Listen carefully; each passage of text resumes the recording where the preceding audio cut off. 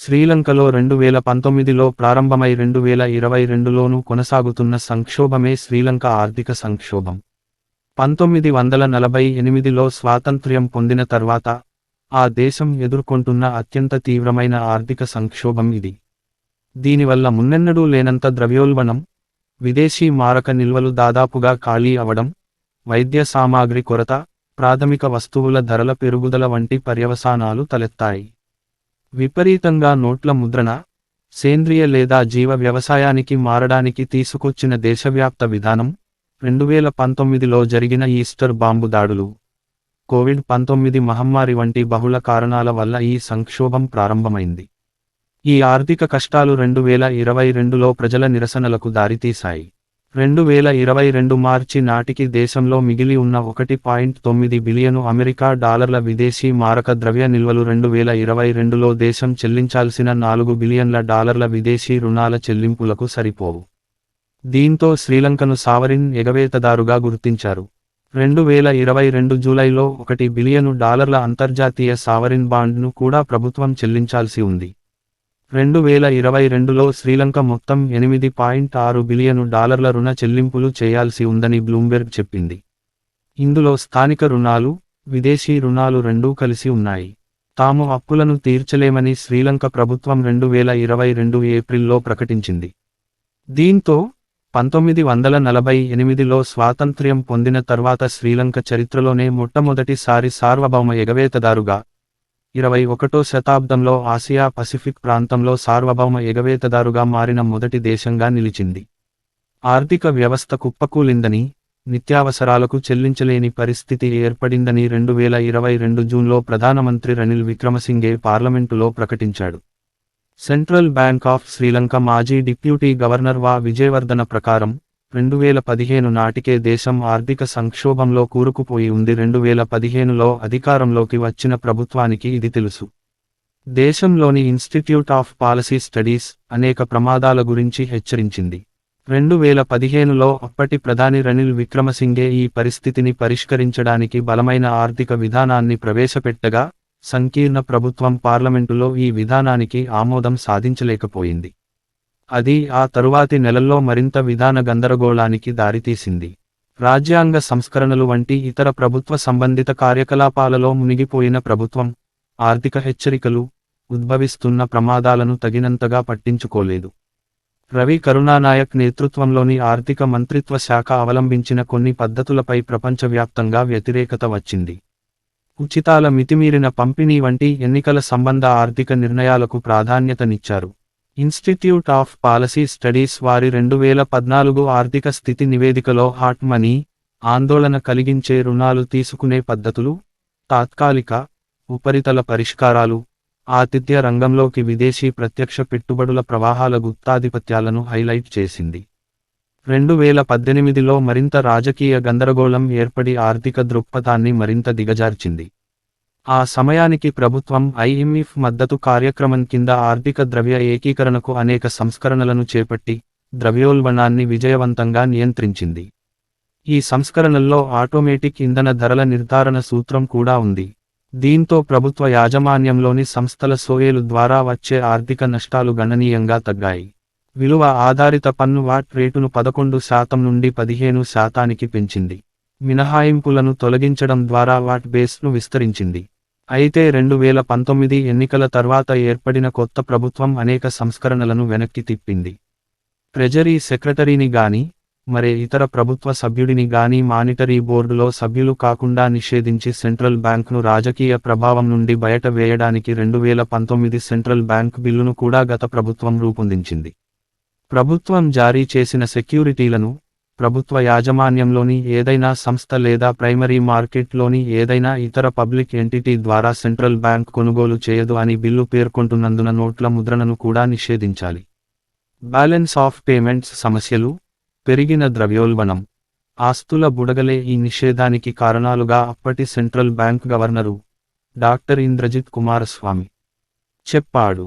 Sri Lanka Podujana Peramuna party central bank స్వతంత్రతను వ్యతిరేకించింది.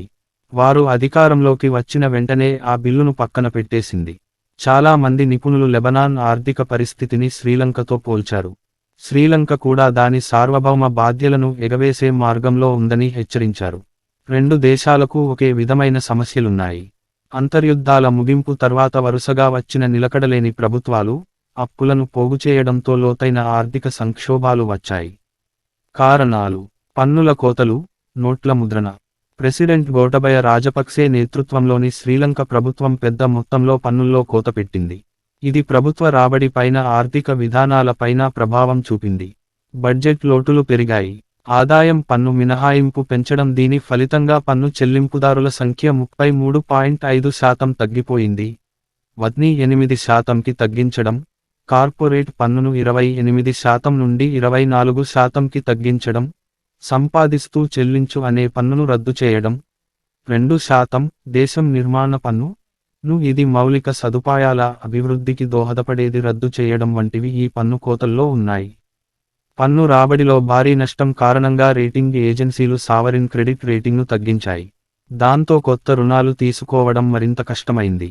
అధ్యక్షుడు రాజపక్సేకు ఈ ఆదాయ నష్టం గురించి తెలుసునని, అయితే దానిని అతను పెట్టుబడిగా పరిగణించాడని, మరో 5 సంవత్సరాల వరకు పన్నులు పెంచే ఆలోచన అతనికి లేదని 2021లో పిబి జయసుందర చెప్పాడు. ప్రభుత్వ వ్యయం కోసం డబ్బు లేనందున రికార్డు స్థాయిలో డబ్బును ముద్రించడం ప్రారంభించింది. డబ్బును ముద్రించడం ఆపివేయాలని, దానికి బదులు వడ్డీ రేట్లు పెంచడం, ఖర్చులను తగ్గించుకోవడం, పన్నులను పెంచడం చేయాలని అంతర్జాతీయ ద్రవ్య నిధి ఐఎంఎఫ్ ఇచ్చిన సలహాను సెంట్రల్ బ్యాంక్ విస్మరించింది. డబ్బు ముద్రణను కొనసాగించడం వల్ల ఆర్థిక మాంద్యం ఏర్పడుతుందని ఐఎంఎఫ్ హెచ్చరించింది. పన్ను తగ్గింపులను మాజీ ఆర్థిక మంత్రి మంగళ సమరవీర కూడా వ్యతిరేకించాడు. ఇప్పటికే చాలా దేశాలతో పోలిస్తే శ్రీలంకలో చాలా తక్కువ పన్ను ఉన్నందున ఉన్న అధిక రుణ భారానికి పన్ను తగ్గింపులు కూడా తోడైతే ప్రమాదకరమని అతను అన్నాడు. ఈ ప్రతిపాదనలను ఇలాగే అమలు చేస్తే దేశం మొత్తం దివాలా తీయడమే కాకుండా దేశం మొత్తం మరో వెనిజులా లేదా మరో గ్రీస్గా మారుతుందని సమరవీర జోస్యం చెప్పాడు. 2022 ఏప్రిల్ 6న ఒక్క రోజునే శ్రీలంక సెంట్రల్ బ్యాంకు 119.08 బిలియన్ రూపాయలను ముద్రించిందని ఆరోపణలు వచ్చాయి. 2022 సంవత్సరంలో ఒక రోజులో ముద్రించిన అత్యధిక మొత్తం రికార్డు ఇది. 2022 సంవత్సరంలో ఆర్థిక మార్కెట్లలోకి ప్రవహించిన మొత్తం డబ్బు రూ. 432.76 బిలియన్లు. విదేశీ రుణాలు. శ్రీలంక విదేశీ రుణం గణనీయంగా పెరిగింది. 2005లో USD 11.3 బిలియన్లు ఉన్న విదేశీ రుణం 2020 నాటికి USD 56.3 బిలియన్లకు పెరిగింది. విదేశీ రుణం 2019లో గద్లో 42% ఉండగా, 2021లో అది గద్లో 119%కి పెరిగింది. 2022 చివరి నాటికి దేశం $400 కోట్ల రుణ చెల్లింపులు చేయాల్సి ఉంది. అయితే 2022 ఏప్రిల్ నాటికి విదేశీ మారక నిల్వలు $2.3 బిలియన్లకు పడిపోయాయి. 2020లో S&P గ్లోబల్ రేటింగ్స్ శ్రీలంకలో ఉన్న నిధుల వనరులు దాని రుణ సేవల అవసరాలకు సరిపోయేలా కనిపించడం లేదని చెప్పింది. 2021లో రుణ చెల్లింపులు $4.0 కోట్ల పైచిలుకు ఉంటుందని అది అంచనా వేసింది.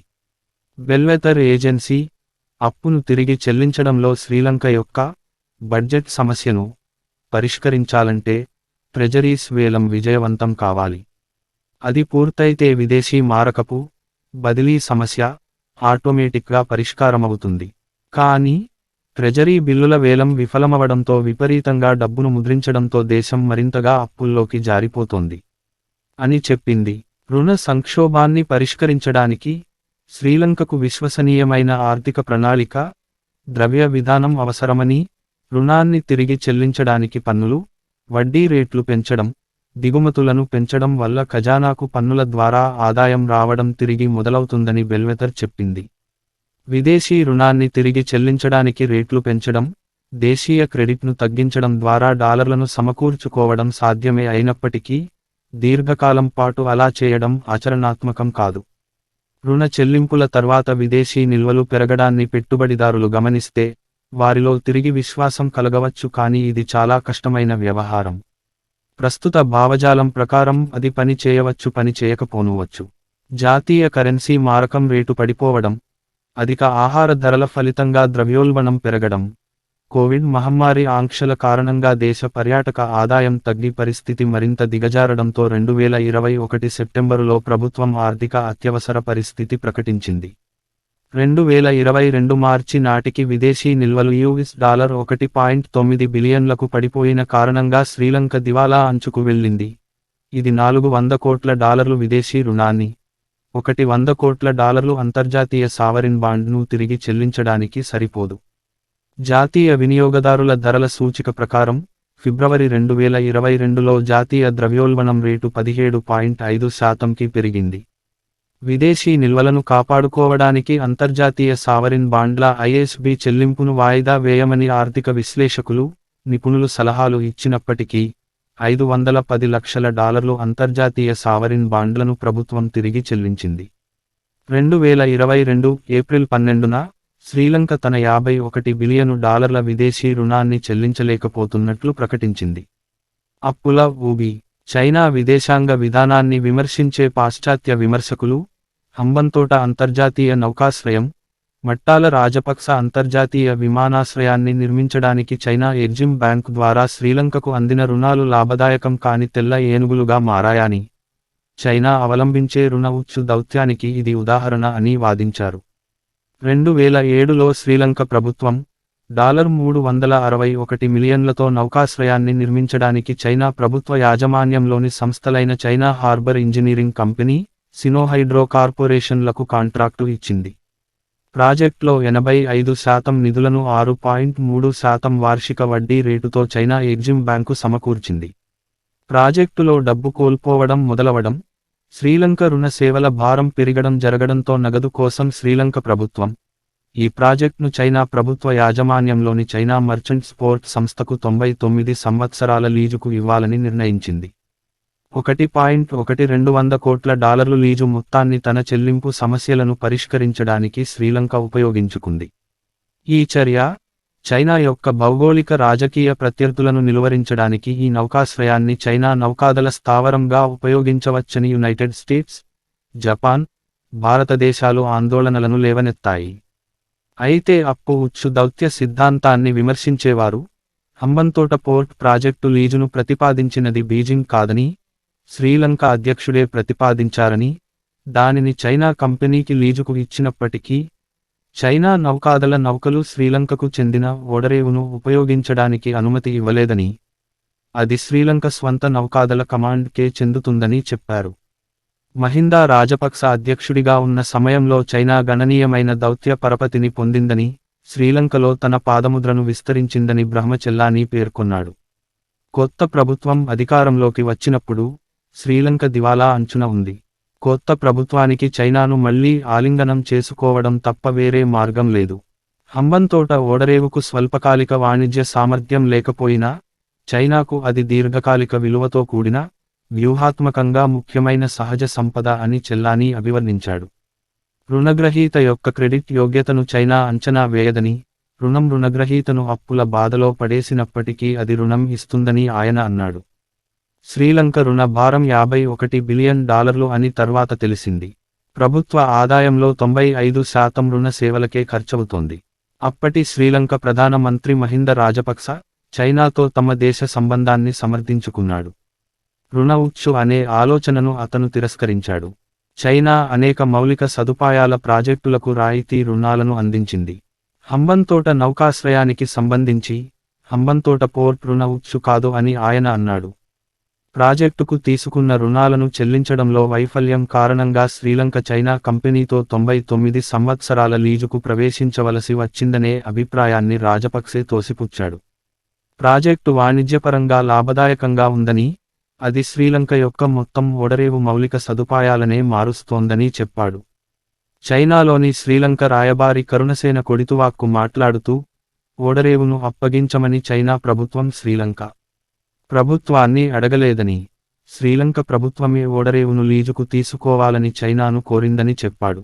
ఈ నౌకాశ్రయంలో చైనా పెట్టుబడులను శ్రీలంక స్వాగతించడం సమంజసమని ఇతర శ్రీలంక ప్రతినిధులు గుర్తించారు, ఎందుకంటే దాని వాణిజ్య రవాణాలో ఎక్కువ భాగం ఆ దేశం నుండే వచ్చింది అని అతను అన్నాడు.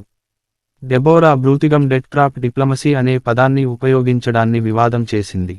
శ్రీలంకకు సంబంధించి ప్రస్తుతం ఉన్న రుణాల నిబంధనలను పునర్నిర్మించడానికి చైనా బ్యాంకులు సిద్ధంగా ఉన్నాయని బ్రూతిగం పేర్కొంది. కెనడియన్ ఇంజనీరింగ్ నిర్మాణ సంస్థ ఎస్ఎన్సి లావలిన్ ఓడరేవు కోసం సాధ్యాసాధ్యాల అధ్యయనానికి కెనడియన్ ఇంటర్నేషనల్ డెవలప్మెంట్ ఏజెన్సీ ఆర్థిక సహాయం చేసిందని, హంబంతోటలో ఓడరేవు నిర్మాణం సాధ్యమేనని 2003లో దాని అధ్యయనం నిర్ధారించిందని ఆమె చెప్పింది. డానిష్ ఇంజనీరింగ్ సంస్థ రాంబోల్ 2006లో ముగించిన రెండవ సాధ్యాసాధ్య నివేదిక కూడా ఇదే నిర్ణయానికి చేరుకుంది. బ్రూతిగాం ప్రకారం, హంబంతోటలోని ఓడరేవు ఆర్థికంగా నిలబడాలంటే, సింగపూర్ గుండా రవాణా అయ్యే సరుకులో కొంత భాగాన్ని మాత్రమే చేజిక్కించుకుంటే చాలని చెప్పింది. 2015లో అధ్యక్షుడు మైత్రిపాల సిరిసేన బాధ్యతలు స్వీకరించినప్పుడు, శ్రీలంక, చైనా కంటే జపాన్, ప్రపంచ బ్యాంకు, ఆసియా అభివృద్ధి బ్యాంకులకు ఎక్కువ రుణపడి ఉంది. 2017లో శ్రీలంక చెల్లించిన $4.5 కోట్ల రుణంలో, హంబంటోటాకు చెల్లించినది కేవలం 5% మాత్రమే. దేశం ఎదుర్కొంటున్న ఆర్థిక కష్టాలకు హంబంతోట ప్రధాన కారణం కాదని పలువురు శ్రీలంక సెంట్రల్ బ్యాంక్ గవర్నర్లు బ్రూతిగంకు చెప్పారు. శ్రీలంక చైనాకు చెల్లించాల్సిన రుణాలను ఎగవేయలేదని బ్రూతిగం చెప్పింది. వాస్తవానికి తొలుత కొలంబో IMF నుండి బెయిలౌట్ ప్రణాళికను ఏర్పాటు చేసుకుంది. కానీ, కెనడియన్ సాధ్యాసాధ్యాల అధ్యయనం సిఫార్సు చేసిన విధంగా తక్కువ పనితీరు కనబరుస్తున్న హంబంతోట రేవును అనుభవజ్ఞులైన కంపెనీకి లీజుకు ఇవ్వడం ద్వారా అవసరమైన నిధులను సేకరించాలని నిర్ణయించుకుంది. శ్రీలంకలో చైనీస్ వ్యూహాత్మక ఉచ్చు గురించి శ్రీలంక విద్యావేత్త అసంగా అభిగుణశేఖర హెచ్చరించాడు. వ్యూహాత్మక ఉచ్చు దౌత్యం స్ట్రాటజిక్ ట్రాప్ డిప్లొమసీ అనే పదాన్ని అసంగా అభేయగుణశేఖర కాయించాడు. వాయిస్ ఆఫ్ అమెరికాకు ఇచ్చిన ఇంటర్వ్యూలో అతను, శ్రీలంకలో చైనీస్ డెట్ ట్రాప్ దౌత్యాన్ని అంచనా వేస్తూ ఈ పదాన్ని వాడాడు. దీన్ని మొదటిసారిగా 2021 సెప్టెంబరు 16న ప్రచురించారు. 2020లో చాథమ్ హౌస్ ఒక పరిశోధనా పత్రాన్ని ప్రచురించింది. శ్రీలంక అప్పుల బాధకు చైనా రుణాలకు సంబంధం లేదని, చైనా ప్రభుత్వ విధానాల కంటే పాశ్చాత్య రుణాలు ద్రవ్య విధానం కారణంగా చేసిన దేశీయ విధాన నిర్ణయాల వల్ల ఇది జరిగిందని అందులో ప్రచురించారు. అయితే 2021 ఏప్రిల్ నాటికి చైనాకు చెల్లించాల్సిన బాహ్య రుణం మొత్తం రుణంలో 10% కాగా, ప్రభుత్వ యాజమాన్యంలోని సంస్థలు, సెంట్రల్ బ్యాంక్కు రుణాలను పరిగణనలోకి తీసుకున్న తర్వాత చైనా మొత్తం రుణాలు చాలా ఎక్కువగా ఉన్నాయని కొందరు అధికారులు తెలిపారు. చైనా హంబంతోటను నావికా స్థావరంగా ఉపయోగించవచ్చనే వాదనపై ఆ పత్రిక సందేహం వ్యక్తం చేసింది. స్పష్టంగా ఇది తప్పు అని పేర్కొంది. శ్రీలంక రాజకీయ నాయకులు, దౌత్యవేత్తలు ఈ అంశాన్ని బీజింగ్లో ఎన్నడూ తీసుకురాలేదని పదేపదే నొక్కి చెప్పారని కూడా ఆ పత్రిక చెప్పింది. ఓడరేవు లీజు ప్రారంభమైనప్పటి నుండి హంబంతోట వద్ద లేదా సమీపంలో చైనా సైనిక కార్యకలాపాలు జరిగాయనడానికి ఎటువంటి ఆధారాలు లేవని అది పేర్కొంది. పర్యాటక రంగం శ్రీలంక గద్లో 10వ వంతును చేకూరుస్తుంది.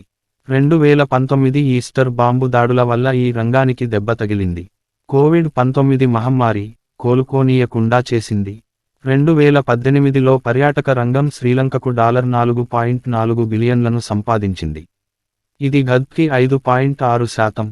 అయితే ఇది 2020లో కేవలం 0.8%కి పడిపోయింది. 2021 ఏప్రిల్లో వేసిన అంచనాలో ప్రపంచ బ్యాంక్, కోవిడ్-19 మహమ్మారి శ్రీలంక ఆర్థిక వ్యవస్థపై, ప్రజల జీవితాలపై భారీ నష్టాన్ని కలిగించినప్పటికీ, సవాళ్లు ఉన్నప్పటికీ, 2021లో ఆర్థిక వ్యవస్థ కోలుకుంటుంది అని చెప్పినప్పటికీ, ఆ అంచనా వమ్మైంది. వ్యవసాయ సంక్షోభం, బాస్మతి వంటి ప్రత్యేక బియ్యాన్ని మాత్రమే దిగుమతి చేసుకుంటూ శ్రీలంక బియ్యం ఉత్పత్తిలో స్వయం సమృద్ధి సాధించింది.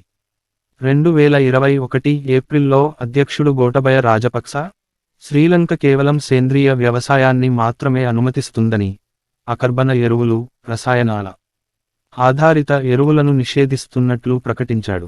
కేవలం ఎరువుల నిషేధం ఫలితంగా తేయాకు ఉత్పత్తి తగ్గడం వల్ల దాదాపు $425 లక్షల ఆర్థిక నష్టం సంభవించింది. మొదటి 6 నెలల్లోనే బియ్యం ఉత్పత్తిలో 20% తగ్గుదల ఏర్పడింది. గతంలో వరి ఉత్పత్తిలో స్వయం సమృద్ధిని సాధించిన దేశం $450 మిలియన్ బియ్యాన్ని దిగుమతి చేసుకోవాల్సిన పరిస్థితి ఏర్పడింది. తేయాకు పరిశ్రమ పరిస్థితి క్లిష్టంగా ఉందని, సేంద్రియ సాగు చేయడం 10 రెట్లు ఎక్కువ ఖర్చుతో కూడుకున్నదని, మామూలుగా వచ్చే దిగుబడిలో సగమే వస్తోందని రైతులు చెప్పారు. ఈ కార్యక్రమానికి సలహాదారుగా ఉన్న వందనా శివ దీన్ని స్వాగతించింది. అయితే వ్యవసాయం పతనమయ్యే ప్రమాదం గురించి హెచ్చరించిన శాస్త్రీయ వ్యవసాయ వర్గాల విమర్శలను విస్మరించింది. టీ పరిశ్రమనే అల్లుకుని ఉండే జాతీయ కరెన్సీ విలువ తగ్గింపు కారణంగా ఆర్థిక సంక్షోభం ఏర్పడవచ్చనే హెచ్చరికలను కూడా ఇది పట్టించుకోలేదు. సేంద్రీయ వ్యవసాయానికి మారడాన్ని సమర్థించేందుకు ప్రభుత్వం చేసిన అనేక వాదనలను విమర్శకులు లైసెన్కోయిజన్తో పోల్చారు. ఉదాహరణకు, సేంద్రీయ వ్యవసాయానికి పరివర్తనను నిర్వహించిన ప్రెసిడెన్షియల్ టాస్క్ ఫోర్స్ సభ్యుడు అనురుద్ధ పదేనియా, పురాతన కాలంలో శ్రీలంక ప్రజలు సుమారు 140 సంవత్సరాల పాటు జీవించారని, ఆధునిక వ్యవసాయ పద్ధతుల ఫలితంగా అది 74 సంవత్సరాలకు తగ్గిందని ప్లినీ ది ఎల్డర్ రాశాడని వాదించాడు. పదేనియా, గోటబయ రాజపక్సే ఇద్దరూ దీర్ఘకాలిక మూత్రపిండ వ్యాధి CKDUకు కారణం రసాయన ఎరువుల వాడకమేనని చెప్పారు. అయితే CKDU ఎక్కువగా ఉన్న ప్రాంతాల్లో ప్రధానంగా ఫ్లోరైడ్, మెగ్నీషియంలు అధిక సాంద్రతతో ఉండడం, నీటిలో ఉన్న అధిక కాఠిన్యము, అధిక వేడి దానికి కారణాలని శాస్త్రీయ పరిశోధనలు సూచించాయి. ప్రపంచ ఆరోగ్య సంస్థ కూడా రసాయన ఎరువుల వాడకం మాత్రమే CKDUకి కారణమవుతుందా అనే సందేహం వ్యక్తం చేసింది. రసాయన ఎరువులు, పురుగుమందుల వ్యాపారాన్ని నిషేధించడం తీవ్రమైన ఆర్థిక సంక్షోభాన్ని సృష్టించింది. ఎందుకంటే జనాభా ఆదాయం, ఆహారం లేకుండా ఉండాల్సి వచ్చింది. 2021 నవంబరులో ఆహార ధరలు పెరగడం, వారాల తరబడి నిరసనలు వెల్లువెత్తడంతో ప్రపంచంలోనే మొట్టమొదటి సేంద్రీయ వ్యవసాయ దేశంగా అవతరించాలనే తన ప్రణాళికను శ్రీలంక విరమించుకుంది. యూరియాపై నిషేధాన్ని ఎత్తివేయడం, క్రెడిట్ లైన్ కింద 44,000 టన్నుల యూరియాను దిగుమతి చేసుకోవడం వంటి కొన్ని చర్యలను ప్రభుత్వం అమలు చేసింది. నిత్యావసర వస్తువుల శాంతికాల రేషన్ను ప్రవేశపెట్టింది. యాలా సాగు సీజనులో గరిష్ట దిగుబడిలో 50% మాత్రమే రావచ్చని, సీజన్ను ఆదుకోడానికి అవసరమైన ఎరువులను ప్రభుత్వం అందించలేదని 2022 మే 29న ప్రభుత్వం పేర్కొంది. అయితే దేశంలో బియ్యం నిల్వలు సెప్టెంబరు వరకు మాత్రమే సరిపోతాయి. రష్యా-ఉక్రెయిన్ యుద్ధం కారణంగా ఆ రెండు దేశాల మధ్య కొనసాగుతున్న ఉద్రిక్త పరిస్థితుల పరిణామాలు అప్పటికే మందకొడిగా ఉన్న శ్రీలంక ఆర్థిక పరిస్థితులపై ప్రభావం చూపాయి. ఉక్రెయిన్పై 2022 రష్యా దండయాత్ర దేశ ఆర్థిక విపత్తును మరింత తీవ్రతరం చేసింది. ఎందుకంటే టీ ఎగుమతుల్లో శ్రీలంకకు రష్యా రెండవ అతిపెద్ద మార్కెట్. చాలా మంది పర్యాటకులు ఈ రెండు దేశాల నుండి వస్తారు కాబట్టి శ్రీలంక పర్యాటక రంగం కూడా ఈ రెండు దేశాలపై ఎక్కువగా ఆధారపడి ఉంది. ఫలితంగా, ఉక్రెయిన్ సంక్షోభం శ్రీలంక ఆర్థిక పునరుద్ధరణ మార్గాన్ని అడ్డుకుంది. టీ పర్యాటక రంగం రెండూ తీవ్రంగా దెబ్బతిన్నాయి. ప్రభావం 2021లో శ్రీలంక ప్రభుత్వం 73 ఏళ్లలో దేశం అత్యంత దారుణమైన ఆర్థిక సంక్షోభాన్ని ఎదుర్కొంటోందని అధికారికంగా ప్రకటించింది. 2021 ఆగస్టులో ఆహార అత్యవసర పరిస్థితిని ప్రకటించారు. అయితే ఆహార కొరత ఉందనడాన్ని ప్రభుత్వం తిరస్కరించింది. ఈ సంక్షోభం ఆర్థిక విపత్తుకు దారితీస్తుందని శ్రీలంక ఇంధన మంత్రి ఉదయ గమ్మన్పిల అంగీకరించాడు. 2022 ఏప్రిల్ ప్రారంభంలో central bank of Sri Lanka governor Ajith Nivard Cabraal స్థానంలో నందలాల్ వీరసింగే నియమితులయ్యాడు. ఏప్రిల్ 5న పార్లమెంటులోని 41 మంది సభ్యులు పాలక కూటమిని విడిచిపెట్టడంతో ప్రభుత్వం పార్లమెంటులో మెజారిటీని కోల్పోయింది.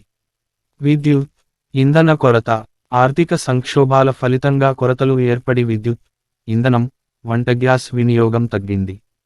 విద్యుత్తును ఆదా చేసే ప్రయత్నంలో కనీసం 2022 మార్చి నెలాఖరు వరకు అన్ని వీధి లైట్లను స్విచ్ ఆఫ్ చేయాలని ఆర్థిక మంత్రి బాసిల్ రాజపక్స అన్ని ప్రభుత్వ అధికారులను కోరాడు. వంట గ్యాస్ కొరత కారణంగా దాదాపు 1000 బేకరీలు మూతపడ్డాయి. పెట్రోలు నింపే స్టేషన్ల ముందు కొన్ని నెలలుగా పొడవైన క్యూలు ఏర్పడ్డాయి. అంతర్జాతీయంగా చమురు ధరల పెరుగుదల ఇంధన కొరతను మరింత తీవ్రతరం చేసింది. ఇంధనాన్ని ఆదా చేయడానికి దేశవ్యాప్తంగా అధికారులు రోజువారీ విద్యుత్ కోతలను విధించారు. 2022 మార్చి 22న క్యూలలో ఉన్న వ్యక్తుల మధ్య చెలరేగుతున్న ఉద్రిక్తతలను అరికట్టడానికి, ఇంధన పంపిణీని సులభతరం చేయడానికి వివిధ గ్యాస్, ఇంధన బంకుల్లో సైనికులను నియమించాలని ప్రభుత్వం మిలిటరీని ఆదేశించింది. అలసట, హింస కారణంగా 4 మరణించారు. 2022 మార్చి అంతటా రోజువారీ 7 గంటల విద్యుత్ కోతలు విధించారు. నెలాఖరులో దాన్ని 10 గంటలకు పెంచారు. ఏప్రిల్ ప్రారంభంలో దాన్ని 15 గంటలకు పెంచారు.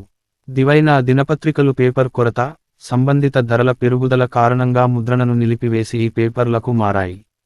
జల విద్యుత్ ఉత్పాదన కూడా ప్రభావితమైంది. 2022 జూన్ 28న శ్రీలంక ప్రభుత్వం అత్యవసరం కాని వాహనాలకు ఇంధన విక్రయాలను నిలిపివేసింది. వైద్య సేవలకు, ఆహారాన్ని రవాణా చేయడానికి ఉపయోగించే వాహనాలు, బస్సులు, రైళ్లలో మాత్రమే ఇంధనాన్ని నింపవచ్చు. ద్రవ్యోల్బణం 2022 ఫిబ్రవరి నాటికి ద్రవ్యోల్బణం 17.5%కు చేరింది. ఏడాదిలో ఆహార ద్రవ్యోల్బణం 24.7% పెరిగింది. అయితే ఆహారేతర వస్తువుల రేట్లు 11% పెరిగాయి. ఎర్ర మిరపకాయలు సంవత్సరంలో 2021 ఫిబ్రవరి నుండి 2022 ఫిబ్రవరి వరకు 60%, బంగాళదుంపలు 74.8%, నాడు బియ్యం 64% పెరిగాయి. చదువు 2022 మార్చిలో శ్రీలంకలోని అనేక పాఠశాలలు తమ టర్మిడ్-ఇయర్ పరీక్షలను నిరవధికంగా వాయిదా వేస్తున్నట్లు ప్రకటించాయి. దేశవ్యాప్తంగా పేపర్ కొరత కారణంగా ప్రధానంగా పేపర్ను దిగుమతి చేసుకోవడానికి విదేశీ నిల్వలు లేకపోవడం వల్ల ఈ పరిస్థితి ఏర్పడింది. టర్మ్ పరీక్షలు 2022 మార్చి 28న దేశవ్యాప్తంగా నిర్వహిస్తామని పేర్కొన్నప్పటికీ, ప్రింటింగ్ పేపరు, ఇంక్ రిబ్బన్ల కొరత కారణంగా పరీక్షలను రద్దు చేయడం లేదా తదుపరి తేదీకి వాయిదా వేయడం చేశారు. ఆరోగ్యం మార్చి 29న మందుల కొరత కారణంగా పెరదేనియా టీచింగ్ హాస్పిటల్లో అన్ని శస్త్రచికిత్సలను నిలిపివేయబడ్డాయి. అనేక ఇతర ఆసుపత్రులు కూడా సాధారణ శస్త్రచికిత్సలను నిలిపివేశాయి. పెద్ద సంఖ్యలో ప్రయోగశాల పరీక్షలను కూడా తగ్గించాయి. ప్రభుత్వ ఆధ్వర్యంలో నడిచే ఇతర ఆసుపత్రుల్లో కూడా ప్రాణావసరమైన మందుల కొరత ఏర్పడింది. ఏప్రిల్ 8న శ్రీలంక మెడికల్ కౌన్సిల్ కొన్ని వారాలలో సరఫరాలు పునరుద్ధరించకపోతే విపత్కర సంఖ్యలో మరణాలు సంభవించవచ్చని హెచ్చరిక జారీ చేసింది. ఇది కోవిడ్-19, 2004 సునామీ, అంతర్యుద్ధ కాలంలో జరిగిన మరణాల మొత్తం సంఖ్య కంటే ఎక్కువగా ఉండవచ్చునని చెప్పింది. శ్రీలంక వైద్య సంక్షోభాన్ని మున్నెన్నడూ లేనంత పెద్ద మానవ సంక్షోభంగా ప్రకటిస్తూ సింగపూర్ రెడ్ క్రాస్ సొసైటీ హెచ్చరిక జారీ చేసింది.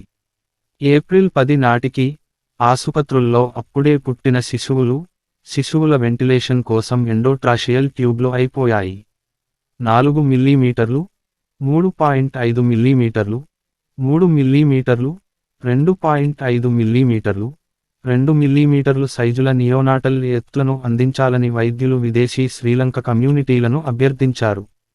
ఇకపై దేశంలోని ఆసుపత్రులలో దిగుమతి చేసుకున్న వైద్య సాధనాలు, కీలకమైన మందులు అందుబాటులో ఉండవని శ్రీలంక మెడికల్ అసోసియేషన్ తెలిపింది. నవజాత శిశువుల ఊపిరితిత్తులకు ఆక్సిజన్ను అందించే ఎండోట్రాషియల్ ట్యూబ్లను క్రిమిరహితం చేసి తిరిగి ఉపయోగించాల్సిన అగత్యం ఆసుపత్రులకు ఏర్పడింది. కొత్త పరికరాల కొరత కారణంగా వైద్యులు రోగులకు చికిత్స చేయడానికి ఉపయోగించిన వైద్య పరికరాలను తిరిగి ఉపయోగించాల్సిన పరిస్థితి ఏర్పడింది. వైద్యులు కూడా మొబైల్ ఫోన్ల కాంతిలోనే వైద్య శస్త్రచికిత్సలు చేసినట్లు సమాచారం. విద్యుత్ కోతల కారణంగా గ్రామీణ ప్రాంతాల్లోని వైద్యులు కూడా చీకట్లో గాయాలకు కుట్లు వేయాల్సిన పరిస్థితి నెలకొంది. గుండెపోటుకు చికిత్స చేసే అత్యవసర మందులు కూడా కొరతగా ఉన్నట్లు సమాచారం. 2022 మార్చిలో యునైటెడ్ కింగ్డమ్, కెనడాలు తమ ప్రయాణికులను శ్రీలంకలో ప్రస్తుత ఆర్థిక పరిస్థితి గురించి తెలుసుని అక్కడికి వెళ్లాలని హెచ్చరించాయి. ఎగుమతులు శ్రీలంకలో ప్రబలంగా ఉన్న ఆర్థిక సంక్షోభం కారణంగా జారా, మ్యాంగో, ఈచ్ మరియు ఆంపిమ్ వంటి ప్రముఖ వస్త్ర బ్రాండ్లు తమ ఆర్డర్లను శ్రీలంక నుండి భారతదేశం వైపు మళ్లించాయి.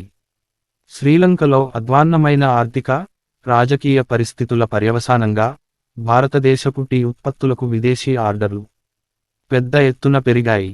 దౌత్య సంబంధాలు విదేశీ నిల్వల కొరత కారణంగా నైజీరియాలోని శ్రీలంక హైకమిషన్, జర్మనీ, సైప్రస్లోని కాన్సులేట్లను 2022 జనవరిలో తాత్కాలికంగా మూసివేశారు.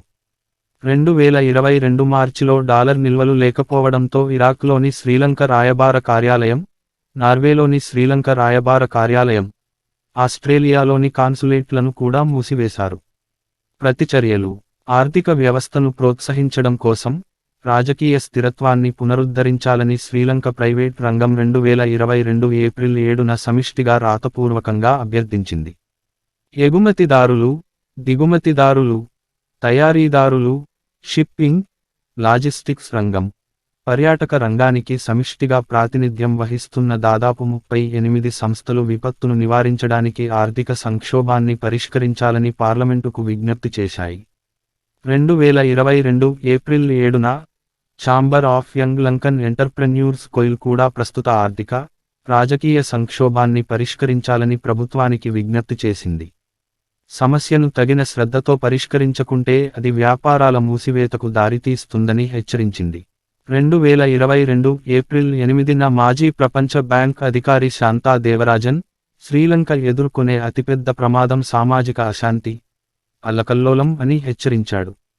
ఆర్థిక వ్యవస్థ పతనాన్ని నివారించడానికి ఆహారం, ఇంధనంపై సబ్సిడీల తగ్గింపుతో పాటు పేద ప్రజలకు సహాయం చేసే లక్ష్యంతో నగదు బదిలీ కార్యక్రమాన్ని ప్రారంభించవచ్చని ఆయన చెప్పాడు. మూడీస్ ఇన్వెస్టర్స్ సర్వీస్ కేబినెట్ మంత్రుల వరుస రాజీనామాలు విధాన అనిశ్చితిని పెంచుతాయని, ఫలితంగా బాహ్య ఫైనాన్స్ పొందడం లేదా రుణం తీసుకోవడం కష్టతరం అవుతుందని హెచ్చరించింది. నిరసనలు 2022 మార్చిలో ప్రభుత్వం ఆర్థిక వ్యవస్థ నిర్వహణ లోపాలపై రాజకీయ పార్టీలు, నిష్పాక్షిక సమూహాలు చేసిన ఆకస్మిక, వ్యవస్థీకృత నిరసనలు అనేక ప్రాంతాల్లో జరిగాయి. ఆర్థిక సంక్షోభాన్ని పరిష్కరించాలని, విస్తృత ఆర్థిక సంక్షోభం నేపథ్యంలో తక్షణమే రాజీనామా చేయాలని ప్రభుత్వాన్ని డిమాండ్ చేస్తూ రాజకీయ ప్రతిపక్షాలు అనేక నిరసనలు జరిపాయి. సజిత్ ప్రేమదాస నేతృత్వంలోని ప్రతిపక్ష పార్టీ యునైటెడ్ పీపుల్స్ ఫోర్స్కు చెందిన 10,000 మంది మద్దతుదారులు మార్చి 16న అధ్యక్ష పదవికి రాజీనామా చేయాలని డిమాండ్ చేస్తూ అధ్యక్ష కార్యాలయం ముందు నిరసనలు చేపట్టారు.